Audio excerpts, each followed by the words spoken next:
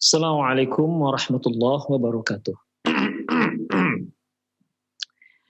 Innal hamdalillah nahmaduhu wa nasta'inuhu wa nastaghfiruh wa na'udzu billahi min shururi anfusina wa sayyiati a'malina may yahdihillahu fahuwal muhtadi wa may yudlil falan tajida lahu waliyyan mursyida asyhadu an la ilaha illallah wahdahu la syarika lah wa asyhadu anna Muhammadan 'abduhu wa rasuluh alladzi la nabiyya ba'dah. Wa qala Allah Subhanahu wa ta'ala ya ayyuhalladzina amanu taqullaha haqqa tuqatih wa la tamutunna illa wa antum muslimun. Wa qala 'azza man qala ya ayyuhalladzina amanu taqullaha wa qulu qawlan sadida yuslih lakum a'malakum wa yaghfir lakum dhunubakum wa may yuti'illaha wa rasulahu faqad faza fawzan 'azima. Ya ayyuhan nasu taqu rabbakumul ladzi khalaqakum min nafsin wahidah wa khalaqa minha zawjaha wa batha minhuma rijalan katsiran wa nisaa'a wattaqullaha alladzi tasaaluna bihi wal arham innallaha kana 'alaikum raqiba. Amma ba'du, inna asdaqal hadithi kitabullah wa khairal hadi hadi Muhammad sallallahu alaihi wasallam wa syarrul umur muhdatsatuha wa kullu muhdatsatin bid'ah wa kullu bid'atin dhalalah wa kullu dhalalatin finnar. Kaum muslimin, kaum muslimat, para pemerhati roja dimanapun Anda berada, alhamdulillah kembali di kesempatan kali ini kita bertemu masih dalam pembahasan perjalanan setelah kematian yang kita ambil dari kitab Qiyamatus Sughra, di mana di kajian lalu kita telah membahas terkait dengan penetapan adanya nikmat dan azab kubur bagi mayit. Di mana telah kita paparkan dalil-dalilnya yang jelas baik dari Quran maupun dari sunnah Rasulullah Sallallahu Alaihi Wasallam, di mana tidak ada lagi alasan bagi mereka-mereka yang memiliki keyakinan ya tidak percaya dengan adanya azab kubur ataupun nikmat kubur. Adapun prinsip-prinsip logika yang mereka pakai, ya tentunya kalau sudah terkait dengan masalah kubur, alam barzakh, maka hal ini termasuk dalam kategori perkara yang tidak bisa dinalar oleh akal kita, ataupun perkara ini perkara yang di luar nalar akal kita, di mana akal kita, nalar kita tidak sanggup untuk mencernanya, tidak sanggup untuk memahaminya, dikarenakan manusia memiliki serba keterbatasan, termasuk berpikirnya juga, akalnya juga, nalarnya juga memiliki keterbatasan, sehingga tidak mampu untuk memahami terkait hal-hal yang terkait dengan alam barzakh. Ikhwah rahimanallah wa iyyakum. Selanjutnya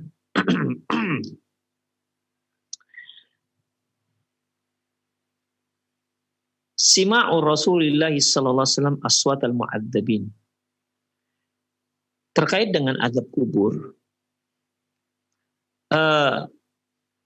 sebagai dalil berikutnya, yaitu sebagai bukti bahwasanya memang benar adanya azab dan nikmat kubur, yaitu Rasulullah Sallallahu Alaihi Wasallam mendengar sendiri suara-suara orang yang diazab dalam kuburannya, dan hadisnya sahih.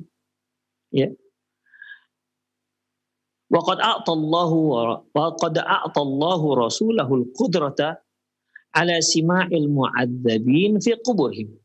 Allah Subhanahu wa taala memberikan kemampuan pada Rasulullah sallallahu alaihi wasallam untuk bisa mendengar orang-orang yang sedang diazab dalam kuburan mereka. Ini menunjukkan ikhwah bahwa pendengaran kita terbatas, ya. Sebagaimana nalar kita terbatas, mata kita punya kemampuan melihat tapi terbatas, kaki kita punya kemampuan berjalan tapi terbatas, lengan kita punya kemampuan untuk memegang juga terbatas, termasuk ikhwah kita bisa mendengar suara-suara tapi juga dengan kemampuan yang terbatas. Hanya Allah Subhanahu wa taala memberikan orang-orang tertentu dia bisa mendengar melebihi batas orang yang biasa. Sehingga dia bisa mendengar hal-hal yang tidak bisa didengar oleh orang yang biasa mendengar. Suara-suara yang biasa didengar oleh yang biasa, sehingga dia bisa mendengar suara-suara yang tidak didengar oleh orang lain. Demikian. Ikhwah, tidak usah jauh-jauh ya mengenai pendengaran. Kita bisa mendengar. Coba dengan seperti kucing misalnya. Kucing juga bisa mendengar. Tapi kemampuan kucing mendengar itu lebih besar ketimbang kemampuan kita yang mendengar. Padahal masih di alam dunia dan padahal masih sama makhluk. Ya, masih sama makhluk. Manusia bisa melihat. Namun banyak makhluk-makhluk Allah memiliki ketajaman penglihatan yang jauh melebihi penglihatan manusia. Seperti elang misalnya. Dia punya detail yang luar biasa dalam penglihatannya. Begitulah ikhwah, ya. Begitulah Allah Subhanahu wa taala memberikan kemampuan satu makhluk melebihi makhluk-makhluk yang lain. Di sini Rasulullah Sallallahu Alaihi Wasallam Allah beri kemampuan mendengar suara-suara ataupun sesuatu yang tidak bisa didengar oleh orang lain. Di antaranya yaitu mendengar suara orang yang diadab di alam kubur mereka. Dzalika fadlullah yu'ti man yasha. Yang demikian itu merupakan keutamaan yang Allah berikan kepada siapa saja yang Allah kehendaki, dan tentunya untuk suatu hikmah yang besar. Wa fil hadits alladhi yarwihi Muslim fi sahihihi, dalam hadis yang diriwayatkan oleh Imam Muslim kitab sahihnya, an Zaid bin Thabit, dari Zaid bin Thabit radhiyallahu anhu, qala, dia berkata, bainaman nabiyyu sallallahu alaihi wasallam fi ha'itin li Bani Najjar, ketika beliau berada di kebun milik Bani Najjar, ala baghlatin lahu, di atas kendaraan begolnya. Begol ini ikhwah yaitu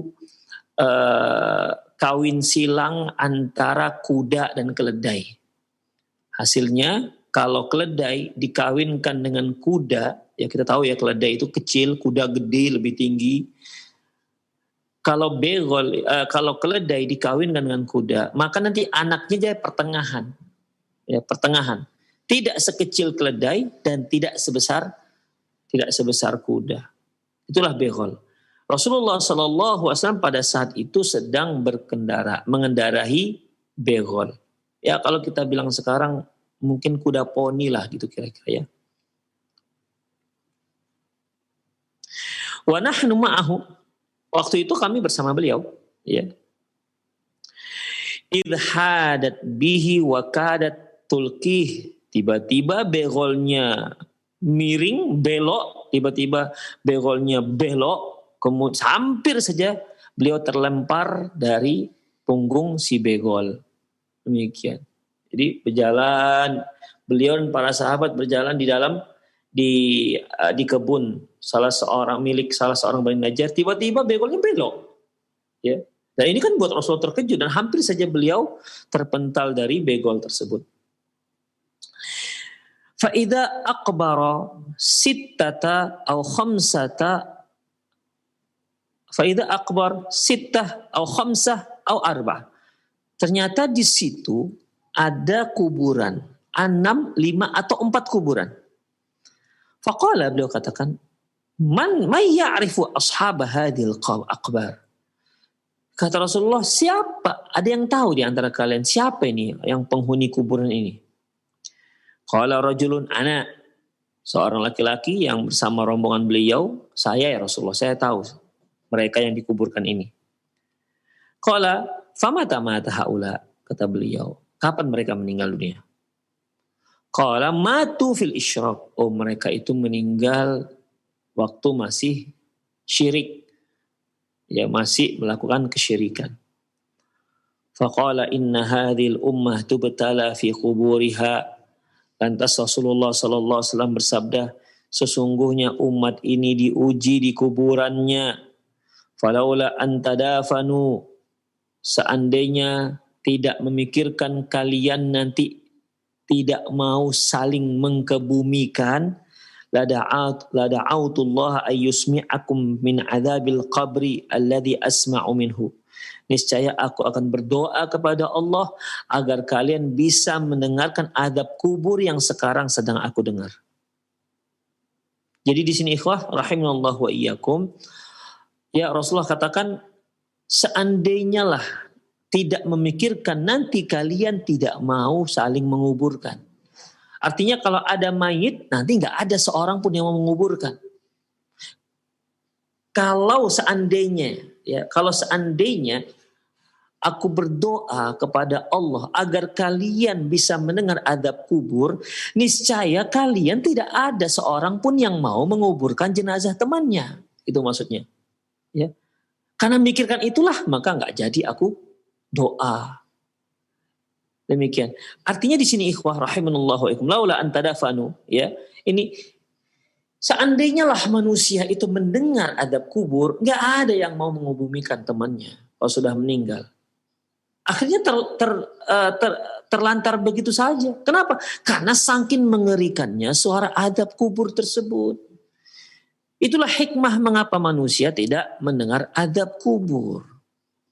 Ya, kalau nggak akan ada seorang pun yang berani ke kuburan.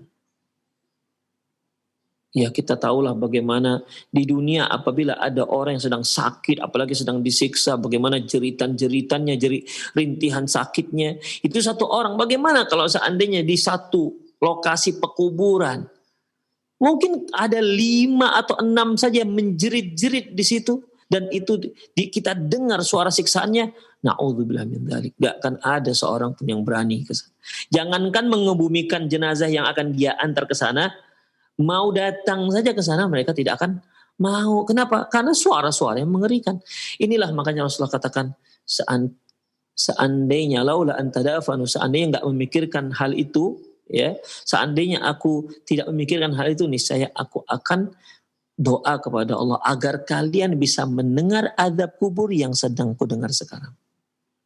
Demikian ikhwah. Ini menunjukkan bahwasanya Rasulullah Shallallahu Alaihi Wasallam mendengar azab kubur, suara orang yang sedang diazab di kuburannya. Wa fi sahih al-Bukhari wal Muslim, wa fi sahihai al-Bukhari wa Muslimin, dan di dalam dua kitab sahih Bukhari dan Muslim, wa sunani an-Nasa'i wa an Abi Ayyub al-Ansari, dan juga dalam Sunan Nasa'i dari Abi Ayyub Al-Ansari radhiyallahu anhu, qala, dia berkata, kharaja Rasulullah sallallahu alaihi wasallam ba'dama gharabatis syams. Nabi sallallahu alaihi wasallam keluar dari rumah beliau setelah matahari terbenam. Fasami'a sautan, dan beliau pun mendengar suara. Faqala Yahud tu'adzabu fi kuburiha. Beliau katakan orang Yahudi diadab dalam kuburannya. Ya. Di sini juga menunjukkan bahwasanya beliau mendengar suara azab orang yang diadab kubur. Wa yadullu ala sima'i Rasulillah lil mu'adzabin fi kuburihim al-haditsul ladzi yarwihi al-Bukhari wa Muslim fi sahihihima an Ibnu Abbas. Dan juga membuktikan bahwasanya Rasulullah mendengar orang-orang yang diadab dalam kuburannya, yaitu hadis yang diriwayatkan oleh Imam Bukhari dan Muslim dalam kitab sahih mereka berdua dari Abdullah bin Abbas radhiyallahu anhu, wa fihi, dalam hadis tersebut, anna Rasulullah SAW marra bi qabraini, bahwasanya dalam hadis tersebut Rasulullah SAW melintas di sebuah kubur, di dua kuburan, Di situ ada 2 kuburan dan beliau melintas di situ. Faqala, ya, beliau berkata, innahuma la yu'adzaban wa ma yu'adzabani fi kabir. Ini penghuni 2 kuburan ini. Penghuni ini sedang diadab. Wa ma yu'adzabani fil kabir. Mereka itu tidak diadab dengan dosa yang menurut kalian bukan dosa besar. Demikian ikhwah. Dalam riwayat yang lain, marra Nabi sallallahu alaihi wasallam bihaitin min haitanil Madinah awil Makkah. Nabi sallallahu alaihi wasallam melintas di salah satu kebun Madinah atau Mekah, fasami'a sauta insanaini yu'adzabani fi quburihima. Saat itu beliau mendengar suara 2 orang yang sedang diadab dalam kuburan mereka. Kemudian Rasulullah mengatakan, innahuma la yu'adzaban. Karena setelah beliau mendengar ini 2 orang sedang diadab ini, beliau memberitahukan hal itu kepada sahabat, ya, sahabat yang sedang jalan bersama beliau. Innahuma la yu'adzaban. 2 orang ini sedang diadab. Ama yu'adzabani fi kabir. Mereka ini sedang diadab dengan suatu dosa yang menurut kalian bukan dosa besar, tapi sebenarnya dosa besar. Kemudian summa qal, lantas beliau mengatakan, amma ahaduhuma fakana yamshi yas'a bin namimah. Adapun salah seorang dari mereka, yaitu mereka suka mengadu domba. Dengar sana, sampaikan sini. Dengar sini, sampaikan sana. Akhirnya terjadilah pertengkaran gara-gara dia membawa-bawa berita tersebut. Wal akhara kana yastanzihu min bauli. Dan yang satu lagi, dia tidak berhati-hati. Dia tidak berhati-hati dengan munceratan air kencingnya, air seninya. Dalam riwayat lain, dia nggak peduli apakah air kencingnya itu akan mengenai bajunya atau tubuhnya, dia nggak peduli. Demikian ikhwah. Itulah penyebabnya maka 2 orang ini diazab. Summa akhadha 'udan fakassarahu bisnaini summa gharaza kulla minhuma ala qabri. Lantas beliau pun mengambil pelepah kurma, ya, beliau mengambil pelepah kurma, kemudian beliau patahkan jadi 2. Pelepah kurma itu ini ikhwah, kalau ada daun kurma, kalau kita punya daun kelapa gitu kan, tulangnya itu dikatakan pelepah. Ya, tulangnya itu. Jadi Rasulullah SAW ambil pelepah kurma karena ini kan beliau sedang melintas di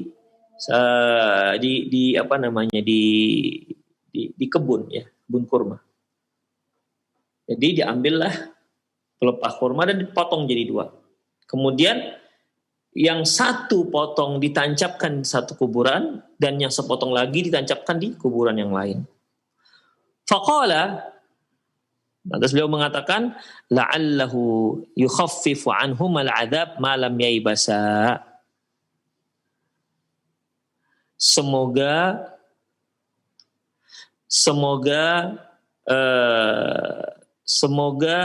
azab mereka berdua dapat diringankan selama pelepah kurma ini belum kering. Ikhwah rahimanallah wa iyyakum. Perlu kita ketahui bahwasanya menancapkan pelepah kurma di kuburan itu bukanlah sunnah Rasulullah Sallallahu Alaihi Wasallam. Walaupun di sini beliau melakukannya. Kenapa demikian ikhwah? Rahimanallah wa iyyakum. Karena dari ini juga banyak kaum muslimin akhirnya mengira ya disunnahkan untuk nanam pepohonan di kuburan. Ya diambil begitu tancapkan, akhirnya ditumpuhlah apakah dia bunga ataukah dia pepohonan, demikian ikhwah. Ya. Maka kita katakan, coba perhatikan kronologi ceritanya. Beliau mendengar 2 orang yang sedang diazab. Lantas beliau mengambil 2 pelepah kurma diparuh menjadi 2. Ditancapkan di masing-masing kuburan tersebut. Lantas beliau mengatakan semoga adab mereka berdua diringankan oleh Allah selama 2 pelepah ini belum kering. Nah, berarti kan ikhwah rahimanallah wa iyyakum, Di sini bukan disunahkan menancapkan pelepah kurma di kuburan. Karena intinya sebenarnya itu adalah doa Rasulullah Shallallahu Alaihi Wasallam. Beliau berdoa kepada Allah ya dengan semoga Allah Subhanahu Wa Taala meringankan doa azab mereka, tapi memiliki batas waktu. Beliau memberikan batas waktunya dengan ditancapkannya 2 pelepah kurma ini. Karena mereka itu meninggal dalam keadaan musyrik. Ya, nggak akan terlepas dari azab kubur. Tapi semoga dengan ditancapkannya itu bisa meringankan, bukan menghindarkan, meringankan mereka dari azab kubur. Demikian ikhwah. Ya, berarti seandainya Rasulullah Shallallahu Alaihi Wasallam tak mendengar azab kubur tersebut, maka tidak akan ada penancapan pelepah kurma. Jadi kalau kita bagaimana? Ya, apakah kita ketika mau melaksanakan perbuatan Rasulullah ini kita mendengar azab kubur? Terus motivasi kita untuk menancapkannya itu apa? Apakah dengan kita tancapkan atau kita ambil pepohonan atau bunga-bungaan kita tancapkan di kuburan, terus kemudian semoga orang ini mendapat keringanan azab kubur selama pohon ini masih hidup?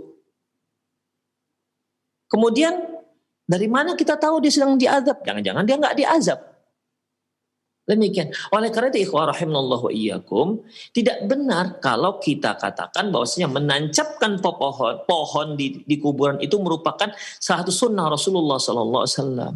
Ini tidak benar pendalilan seperti ini. Karena beliau menancapkan itu terkait dengan beliau mendengar azab kubur dan semoga bisa diringankan azab kubur dengan ditancapkannya pelepah kurma tersebut selama belum kering. Demikian. Oleh karena itu masalah ini adalah masalah kekhususan untuk Rasulullah Sallallahu Alaihi Wasallam. Kalau kita mau nancapkan juga pepohonan ya berarti kita harus dengar dulu apakah orang ini diadab apa tidak. Demikian. Ya, kalau nggak diadab pun tidak ada Rasulullah SAW menancapkan pohonan atau pelepah kurma di kuburan kaum muslimin yang sedang mendapat nikmat kubur. Nggak ada fungsinya sama sekali. Demikian ikhwah, azallahu wa iyyakum. Jadi intinya bahwasanya ya menancapkan pelepah kurma ataupun pepohonan di kuburan itu bukan termasuk sunnah untuk semua orang. Ini adalah khusus untuk Rasulullah Shallallahu Alaihi Wasallam karena beliau mendengar azab kubur. Beliau diberikan kekhususan, keistimewaan oleh Allah ya, di mana beliau bisa mendengar suara-suara orang-orang yang sedang diadab dalam kuburannya. Lantas Ustaz, bagaimana kalau seandainya kita mimpi bahwasanya si fulan sedang diadab di kuburannya? Ikhwah, mimpi itu nggak bisa kita pastikan. Walaupun mungkin ada benarnya, tapi nggak bisa kita pastikan. Demikian ikhwah. Makanya mimpi itu tidak bisa jadi dalil kecuali mimpinya para sahabat dan direkomendasi diokekan oleh Rasulullah Sallallahu Alaihi Wasallam seperti adzan, ya itu kan asal dari mimpi seorang sahabat kemudian diiyakan oleh Rasulullah Sallam. Jadi sebenarnya sunnah Rasulullah itu dia bukan mimpi sahabat tersebut. Demikian. Jadi ikhwah mimpi tersebut tidak bisa dijadikan sebagai landasan hukum. Ya, tidak bisa juga menilai seseorang apakah diazab apakah tidak. Demikian ikhwah rahimani Allah wa iyyakum. Ya, jadi demikian. Ya kalau kemungkinan bisa saja, namanya juga kemungkinan, tapi memastikan tidak bisa. Sehingga karena dia melihat misalnya seseorang tersebut diadab di kuburan, maka dia pun bergegas pergi ke kebun kurma untuk mengambil pelepah kurma, kemudian dia tancapkan di situ. Ikhwah, ini tidak dibenarkan, tidak disunahkan seperti ini.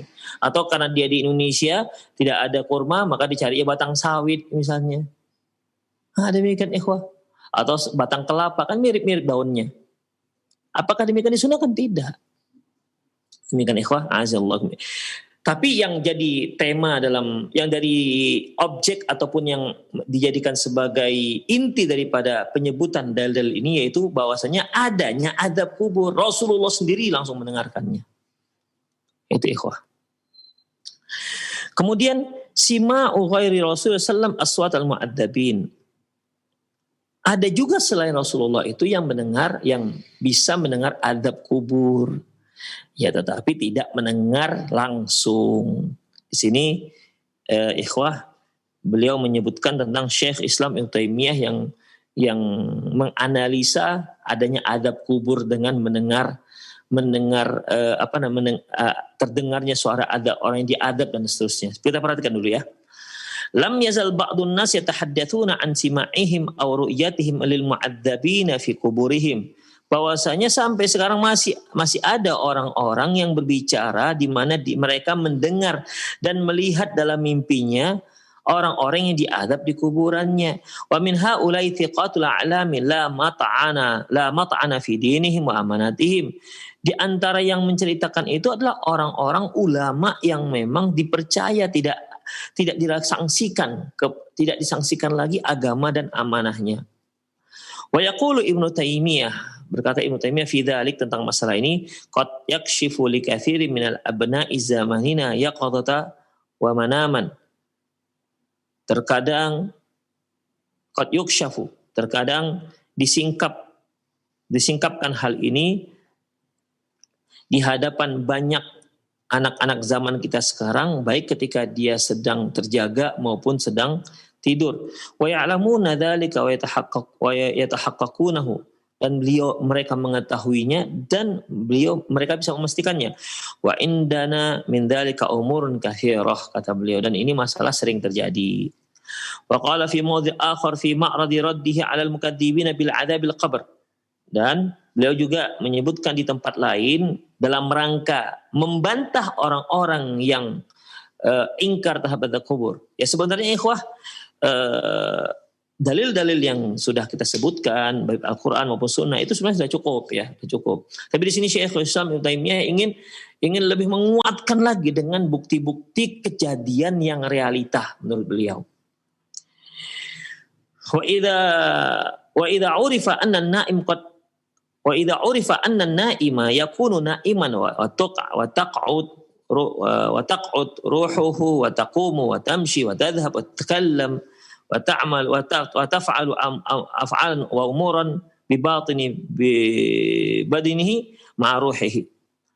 Sebagaimana yang sudah dimaklumi bahwasanya seorang yang tidur, di saat dia tidur itu dia merasa rohnya sedang duduk, sedang pergi, sedang berjalan, sedang berbicara, sedang melakukan banyak hal, di mana itu dilakukan di bawah alam sadarnya sendiri. Jadi badannya tetap, ya, tapi dia merasa sedang melakukan sebuah aktivitas, padahal sedang tidur. Ya, padahal dia sedang tidur. Wa tahsulu bi badanihi wa ruhihi biha na'im wa adab. Dan dengan itu semua,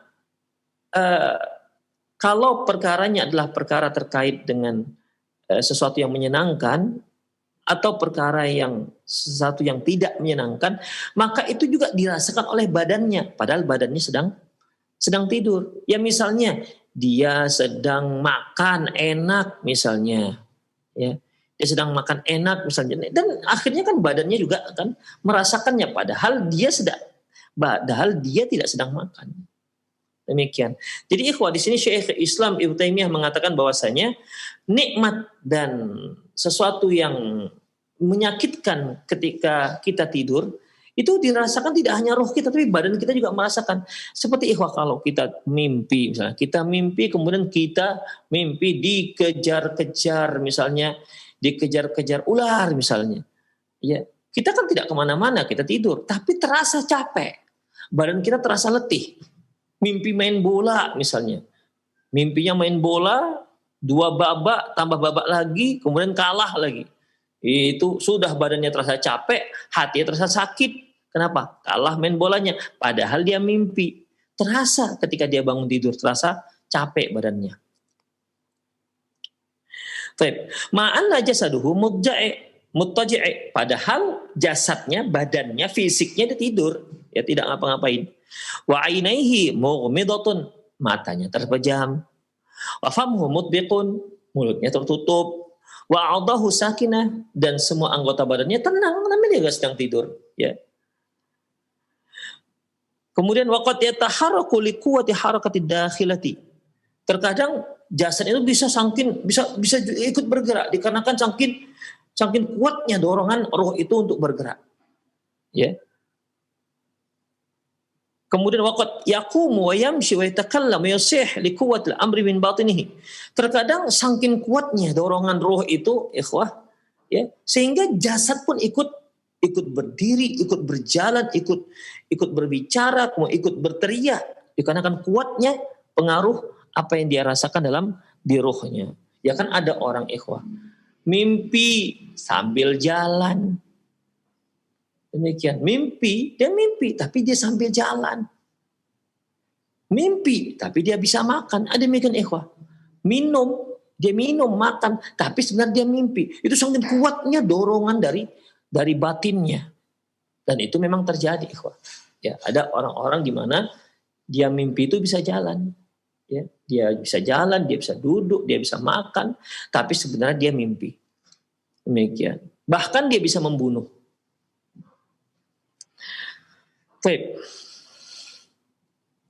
Karena hadza mimma yu'tabar bihi amrul mait fi qabrih. Demikianlah ya, kalau seandainya orang yang belum meninggal saja bisa seperti itu, bisa merasakan hal seperti itu, apatah lagi orang yang sudah berada di kuburannya. Fa inna ruhuhu taq'ud wa tajlis wa tus'al. Fa inna ruhuhu tuq'ad wa tajlis wa tus'al wa tun'am wa tu'adzab wa tasih wa dzalika muttasil bi badanihi. Demikian juga halnya orang yang sedang berada, mayit yang berada di kuburannya, rohnya disuruh duduk, kemudian akhirnya rohnya pun duduk, ditanya, diberi nikmat, diberi azab, bahkan berteriak. Yang demikian itu ya muttasilu bi badanihi. Roh itu ya langsung ada hubungan dengan badannya. Ma'akauni muttaji'an fi qabrihi, padahal fisiknya, badannya itu sedang berbaring di kuburannya. Waqad yuqawi dzalika hatta yadhhara dzalika fi badani. Terkadang saking kuatnya pengaruh ruh itu, ya, pengaruhnya sehingga sampai terlihat di badannya. Ya, sampai terlihat di badannya. Inilah yang mungkin kalau kita dengar di media sosial sampai badannya sampai seperti terbakar. Demikian, ikhwah. Tapi ikhwah azallah, sekali lagi ya, kita tidak bisa pastikan. Ya, kita tidak bisa pastikan hal ini. Karena bisa saja ada hal-hal lain yang membuat tubuhnya bisa terbakar. Kita tidak tahu, ikhwah. Karena ini masalah gaib. Ya. Maka kalau misalnya sebagaimana peristiwa, mungkin suatu peristiwa ketika mayat harus dikorek kembali, dikeluarkan kembali dari kuburannya untuk kebutuhan otopsi misalnya, untuk kebutuhan forensik misalnya, untuk mengungkap sebuah kejahatan. Ternyata ketika dikorek lagi kuburannya, jasadnya seperti sudah terbakar hangus, demikian. Lantas kita tidak bisa menyimpulkan orang ini betul-betul orang durhaka kepada Allah. Buktinya jasadnya baru kemarin dikuburkan sudah terbakar seperti ini. Ikhwah, tidak bisa. Tidak bisa kita memastikan hal itu. Sebagaimana kalau kita buka, kalau kita bongkar, kita gali kembali kuburannya, ternyata ketika dibuka mayatnya sedang tersenyum. Oh, ini pasti masuk surga. Kan nggak bisa juga, ikhwah. Ya, berharap boleh. Ya, berharap. Yang baik boleh berharap. Ya, berharap semoga ini sebagai tanda yang baik untuk dia. Kemudian ketika yang buruk, ya semoga Allah mengampuni dosa dia. Boleh, tapi memastikan nggak dibolehkan.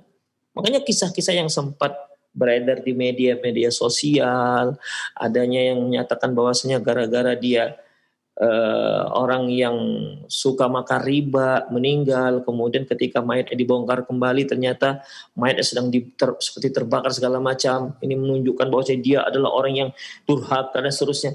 Ikhwa azallahu iyyakum, kita belum bisa memastikan hal itu karena ini masalah gaib.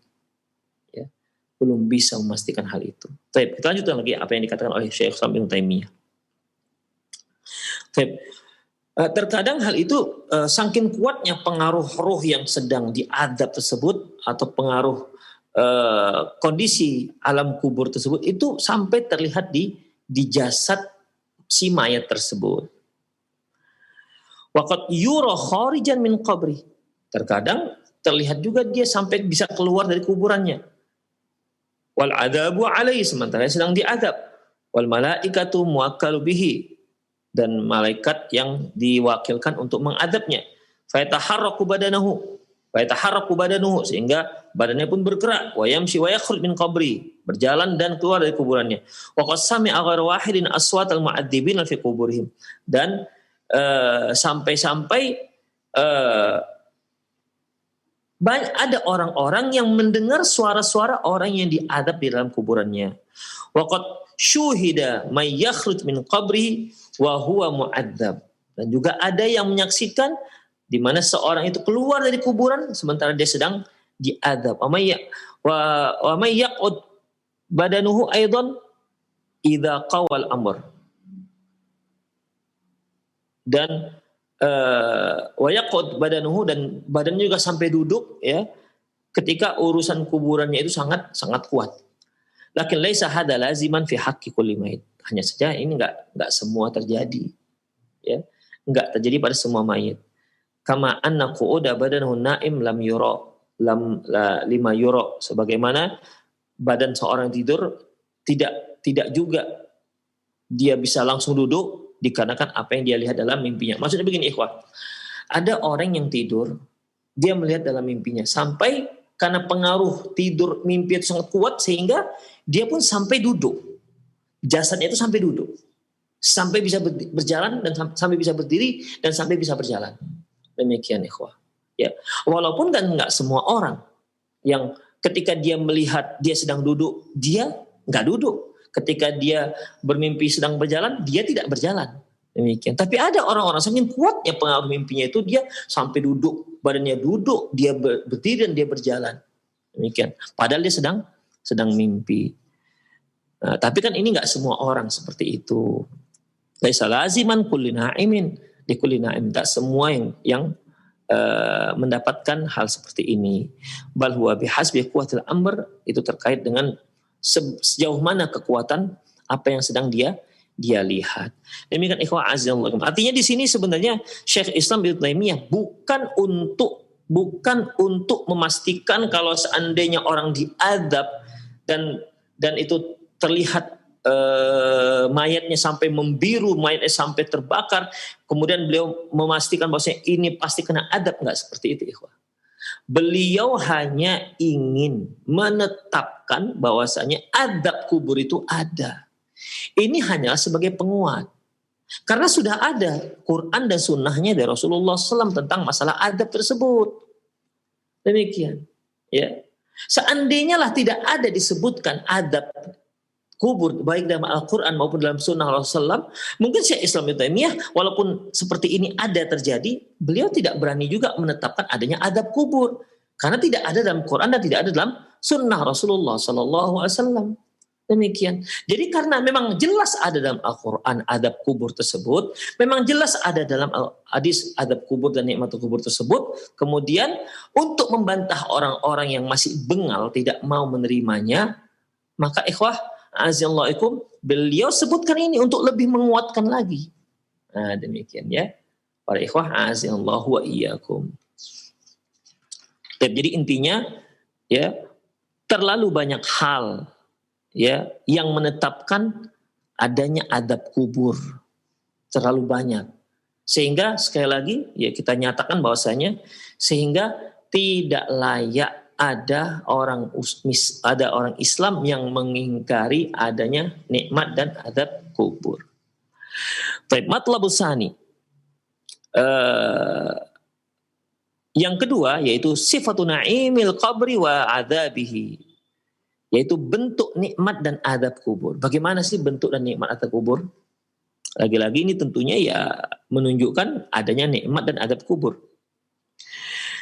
Dzakara Rasulullah sallallahu alaihi wasallam fi hadisil Bara' bin Azib, bahwasanya Rasulullah sallallahu alaihi wasallam menyebutkan dalam hadis Bara' bin Azib, annal malaikata tas'alul 'abdal mu'mina fi qabrihi wa yuhsinul ijabah fi qabrihi, bahwasanya malaikat bertanya kepada seorang hamba muslim dalam kuburannya, fa yuhsinul ijabata 'inda dzalik, fa yuhsinul ijabah, lantas orang mukmin ini kan akan memberikan jawaban yang benar.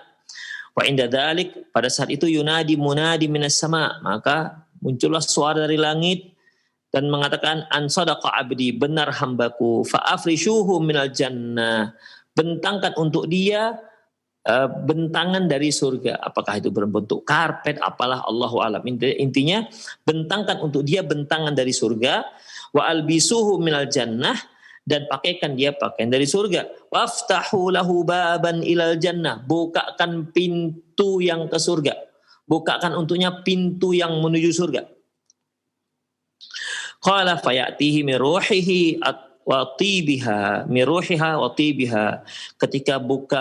Ketika pintu yang menuju surga itu dibuka, maka masuklah aroma wangi surga ke dalam kuburan si orang mukmin tersebut.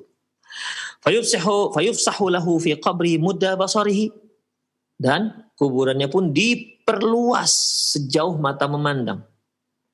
Qala fayatihi wa fi riwayatin qala wa ya'tihi wa fi riwayatin yumathilu lahu rajulun husnul wajhi. Kemudian dia pun didatangi oleh seorang laki-laki yang wajahnya sangat tampan. Ya'tihi rajulun hasanul wajhi wa hasanul thiyab, pakaiannya juga bagus. Tibur rih, aromanya wangi. Fayaqulu abshir billadhi yasuruka, abshir biridwani minallah wa jannati fiha na'im muqim. Apa kata laki-laki yang datang ini, yang wajahnya tampan, pakaiannya bagus, wangi lagi? Apa kata dia? Inilah berita gembira untukmu. Sungguhnya Allah meridhoimu, dan untukmu surga yang di dalamnya terdapat banyak kenikmatan yang kekal. Hadza yaumuka alladzi kunta tu'ad. Inilah hari yang dulu pernah dijanjikan kepadamu. Ya, semasa seorang itu dia di dunia kan belum pernah melihat surga, tapi kan dia sudah mendengar adanya surga.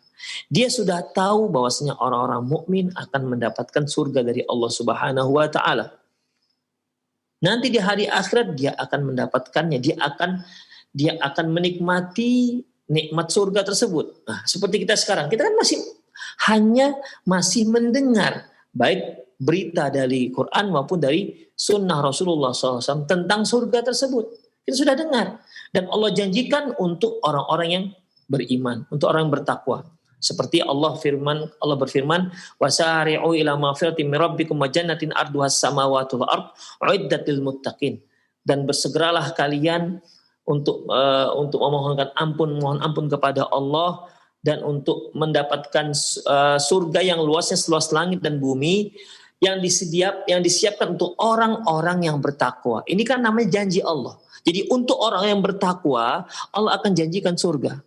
Nah, ketika seorang mukmin sudah masuk dalam kuburannya, dibukakan untuk dia pintu yang menuju surga, dilapangkan kuburannya, maka laki-laki ini yang datang ya belakangan dalam kuburannya, inilah hari yang dulu pernah dijanjikan kepadamu. Demikian ikhwah. Makanya dia melihatlah bagaimana istana yang Allah siapkan untuk dia, bagaimana bidadari-bidadari yang Allah siapkan untuk dia, bagaimana pelayan-pelayan yang Allah siapkan untuk dia. Kebun-kebun, istana dan lain-lainnya. Itu langsung dia lihat sudah. Kalau kita sekarang kan masih meraba-raba. Ya, masih mereka-reka.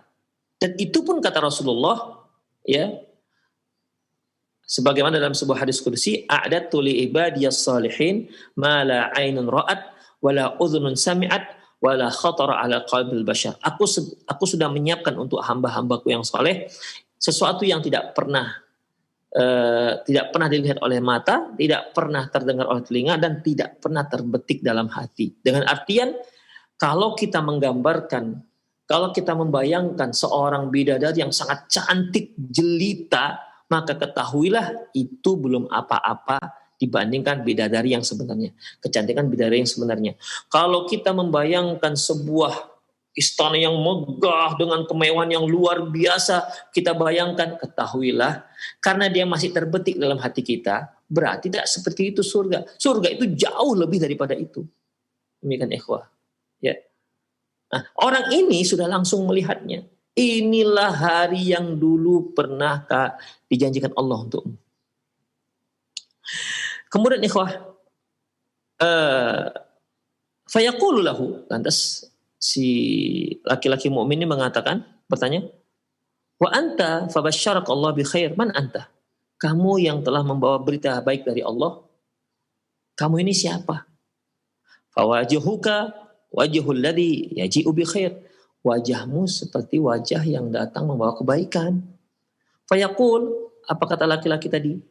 Ana amaluka salih. Aku adalah amalanmu yang saleh. Fa wallahi ma'alimtuka illa kunta sari'an fi ta'atillah. Demi Allah, aku tidak mengetahui tentang kamu kecuali engkau adalah orang yang cepat untuk mentaati Allah, bati'an fi ma'siyatillah, dan orang yang sangat lambat kalau berbuat maksiat. Jadi kalau untuk ketaatan cepat dia, tapi kalau untuk maksiat, aduh, dia mau mikir 1000 kali. Intinya bukan orang yang mudah bermaksiat. Orang ini mudah dan sangat mudah berbuat baik dan sangat sulit untuk berbuat maksiat. Tidak mudah berbuat maksiat. Hada manziluka law Kemudian, ikhwah, fajazakallahu khairan, dan akhirnya Allah memberimu kebaikan seperti ini, membalasmu dengan kebaikan. Summa yuftahu lahu babun minal jannah. Kemudian dibukakanlah untuk dia pintu surga. Wa babun minan nar, dan satu pintu ke neraka. Jadi bukakan 2 pintu, pintu surga dan pintu neraka. Fayuqalu, dikatakan, hadza manziluka law asaitallah. Ini neraka ini. Jadi di situ kan dia ditunjukkan 2 berarti, surga dan neraka. Kemudian laki-laki ini mengatakan, yang berwajah tampan tadi, ini tempatmu. Jika engkau semasa di dunia, di sini tempatmu. Kamu lihat bagaimana azab Allah luar biasa. Allah siapkan untuk orang durhaka. Demikian.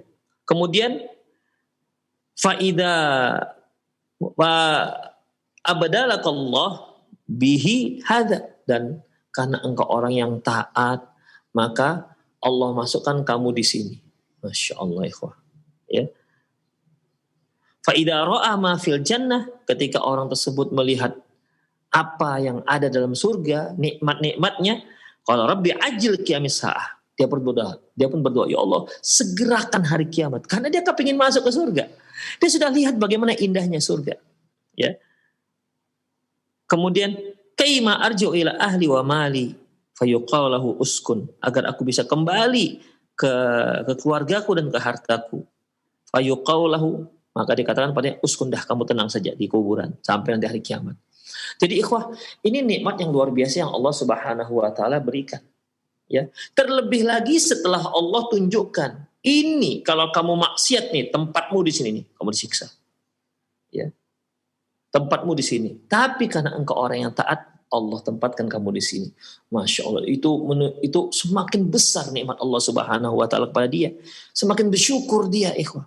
Karena dia melihat betapa sangat dahsyatnya azab yang Allah siapkan untuk dia. Beda ikhwah kalau seandainya Allah tak nampakkan surga, tak nampakkan neraka, Allah hanya nampakkan surga. Itu beda kesannya ikhwah. Dengan Allah nampakkan neraka, lantas Allah tempatkan dia di surga. Demikian. Jadi dia rasa syukur itu semakin dalam kepada Allah Subhanahu wa taala. Ya. Demikian. Sehingga sebagai reaksi dia minta agar dipercepat untuk terjadinya hari kiamat. Kata Allah, enggak. Uskun. Ya, tetap tinggal di sini. Demikian ikhwah. Jadi enggak ada istilahnya roh itu, orang mati itu balik ke keluarganya. Dia sudah lihat surga. Ya. Dia sudah lihat surga. Dia sudah lihat istana-istananya. Maka dia tidak terfikir lagi oleh dia untuk kembali. Ya, untuk kembali. Walaupun dalam hadis yang lain ada disebutkan, ya Allah, berilah aku sempat untuk balik ke keluargaku, untuk beritahu kepada mereka bahwasanya aku itu masuk surga. Aku itu mendapatkan nikmat kubur. Kata Allah, enggak. Uskun, artinya tetap kamu di situ. Enggak usah Tidak usah ngasih tahu mereka. Itulah lebih kurang ikhwah. Rahimanallahu wa iyyakum. Jadi para pemirsa rahimanallahu wa iyyakum, itulah bentuk nikmat kubur. Bagaimana juga dengan bentuk adab kubur? Insya Allah akan kita lanjutkan pada kajian-kajian yang akan datang. Lebih kurang maaf, aku qouli hadza wa astaghfirullah li wa lakum wa lisal muslimin innahu wal ghafurur rahim. Naam. Nah, Ustaz, jazakallah khairan, Ustaz, barakallahu fiik atas materi yang disampaikan di pada pagi hari ini, Ustaz. Dan ikhwatal Islam azani Allah wa iyyakum, untuk berikutnya kami buka sesi interaktif soal jawab. Ya, kita angkat melalui pesan singkat dulu dari pertanyaan yang sudah masuk. Ustaz, apakah jika seorang muslim meninggal di hari Jumat akan terbebas dari azab kubur, Ustaz? Mohon dengan penjelasan. Silakan, Ustaz.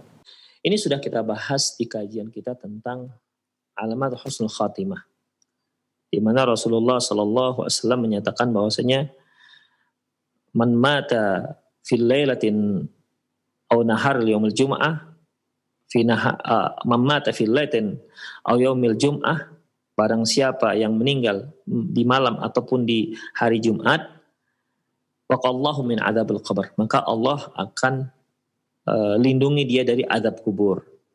Itu merupakan hadis yang disahihkan oleh Syekh Muhammad Nasir Albani. Hanya saja memang ada para ulama yang mendhaifkan hadis ini.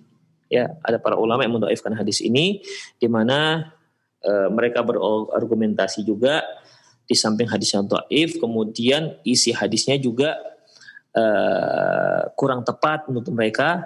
Karena apa? Karena seorang itu terhindar dari azab kubur bukan dikarenakan hari, ya, bukan dikarenakan hari dia meninggal, tapi dikarenakan amalan yang dia lakukan. Seandainya dia seorang yang berbuat maksiat, selama hidupnya berbuat maksiat, kemudian meninggal dia di hari Jumat, itu bagaimana? Nah, itulah beberapa alasan, di antara alasannya. Di samping memang hadisnya mereka dhaifkan. Demikian ikhwah. Jadi penetapan ini terkait dengan masalah ijtihad para ulama, apakah hadis ini sahih ataukah hadis ini dhaif. Demikian. Ya, bagi yang menyatakan sahih, ya sebenarnya nggak ada masalah juga sih. Ya, nggak ada masalah juga. Ya, kalau Allah Allah bebaskan mereka dari azab kubur kan juga nggak ada masalah sebenarnya. Ya, itu hak Allah Subhanahu wa taala. Allah ampunkan dia segala dosa-dosanya, ya demikian. Kecuali ya kalau dia mati dalam keadaan kafir, mati dalam keadaan musyrik, itu lainlah ceritanya. Karena kalau sudah seperti ini kan, innallaha la yaghfiru asyraka bihi wa yaghfiru ma duna dzalika liman yasha. Sungguhnya Allah itu tidak akan mengampuni dosa orang-orang yang berbuat syirik, tapi masih mengampuni dosa orang-orang yang berbuat selain syirik bagi siapa saja yang dia kehendaki. Makanya makanya ini khilafiyah ini terkait dengan pendapat seorang alim terhadap akan sahih dan tidak sahihnya hadis tersebut. Demikian. Ya, bagi Syekh Muhammad Nasir Albani, bagi beliau mensahihkan hadis ini. Jadi kalaupun dia seorang berbuat maksiat selama dia bukan orang yang musyrik ataupun dia orang kafir, ya Allah hindarkan dia dari azab kubur. Karena itu kan hak Allah Subhanahu wa taala. Adapun seperti Syekh Muhammad Shalih Al-Utsaimin, menantu beliau juga menyatakan bahwasanya hadis dhaif. Termasuk juga Syekh Mustafa Al-Adawi, kalau saya tidak salah ya, itu juga mendhaifkan hadis ini. Ya, juga mendhaifkan hadis ini, ya berarti mereka yang meninggal di malam ataupun di hari Jumat itu tidak menjadi tameng bagi dia untuk terhindar dari azab kubur. Allahu a'lam bishawab. Kalau saya ya cenderung pada pendapat Syekh Albani, yang dimana karena memang hadisnya hadis yang sahih. Allahu a'lam bishawab. Nah, Ustaz, jazakallah khairan, barakallahu fiik atas jawaban yang telah antum sampaikan, Ustaz. Dan untuk pertanyaan berikutnya kita angkat melalui telepon. Ya, silakan. Assalamualaikum warahmatullahi wabarakatuh. Waalaikumsalam warahmatullahi wabarakatuh. Dengan siapa Bapak dan berada di mana? Dengan Pak Mulyono di Medan, Ustaz. Pak Mulyono di Medan. Silakan Pak Mulyono.